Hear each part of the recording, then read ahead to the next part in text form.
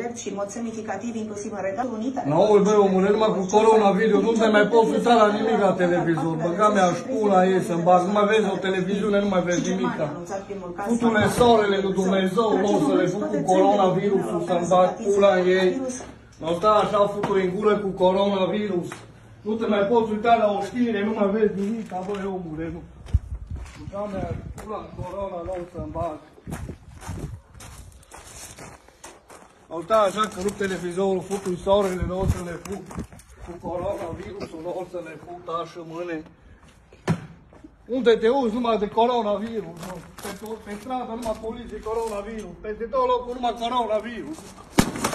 Pune soarele, nu o să le fut cu coronavirus, nu coronavirus. Nu mai poți să vezi nimic la televizor, numai coronavirus. Numai coronele lui Dumnezeu, doamnă vorbă să mă put. Numai corona. Nu, coronavirus. Nu, mai băgați pe programele mele coronavirus, futu-vă altarul lui Dumnezeu. Mai băgați coronavirus. Mai băgați coronavirus pe programele mele. Mai poți să vezi un film în ziua de azi. Tu le altarul lui Dumnezeu.